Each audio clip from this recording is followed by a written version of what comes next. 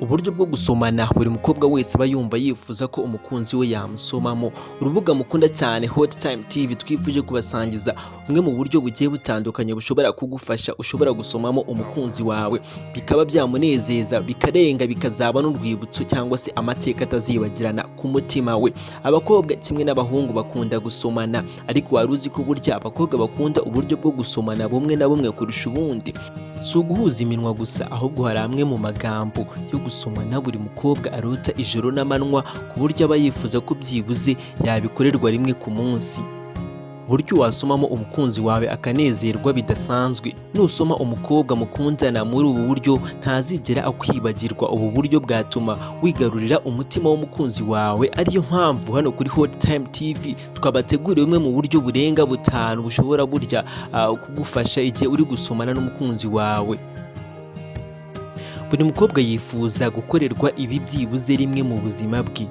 Uburyo bwa mbere ngo ni ukumusoma burya ngo mu mvura.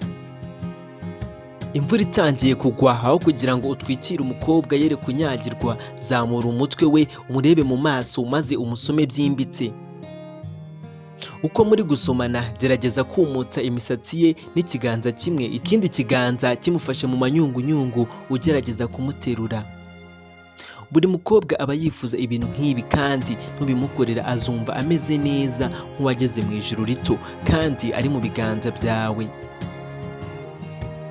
Kumusoma umwegetse ku rukuta. Abakobwa bakunda gukora imibonano iyo hari akantu k'ingufu, no gusomana burya ngo nuko.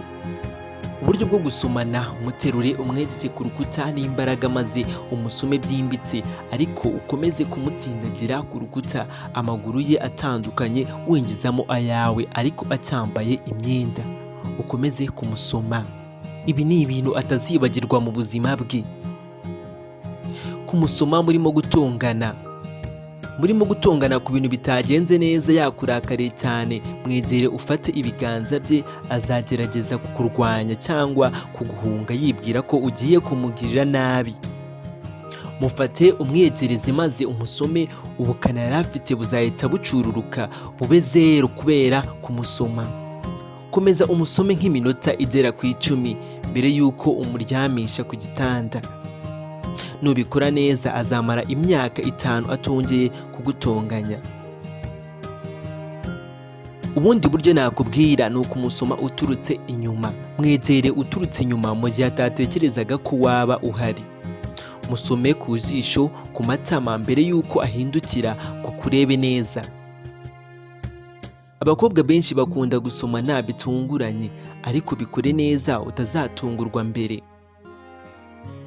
Ibi byakorwa neza mu gihe umutunguye arimo gutekereza cyane, ukamusoma uturutse inyuma umufashe mu manyunguyungu. Kumusoma gutyo bizatuma agira kwiyumva kudasanzwe, bityo noneho azabashe gukumbura bizu yawe imyaka n'akaka. Ikindi nakubwira burya ngo ni ukumusomera mu ruhame cyangwa se imbere y'inshuti zawe. Uburyo bwo gusoma umuntu mu ruhame ntibivuze mu nsengero cyangwa amahuriro ayo ari yo yose, ahubwo ni ahantu abandi bantu bashobora kubabona. Haba mwasohotse cyangwa se muri resitora cyangwa se ahantu hari abantu benshi, mubwira ahaguruka imbere yuko amenya ko ugiye kumusoma imbere y'imbaga y'abantu. Birushaho kuba byiza inshuti zawe zihari cyangwa bamwe mu miryango yawe. Bizatuma yumva ko ashyigikiwe, ejo hazaza hameze neza igihe cyose muzaba muri kumwe. Murakoze. Yari Hot Time TV. Ndagushimiye wowe ubasha gukurikirana ibiganiro byacu. Niba unyurwa n'ibiganiro tuguhereza urakanda subscribe nyaboneka mu ibara ritukura, kugira ngo ujye ubasha kubona ibiganiro tugutegurira buri munsi. Amahoro y'Imana akomeze abane namwe.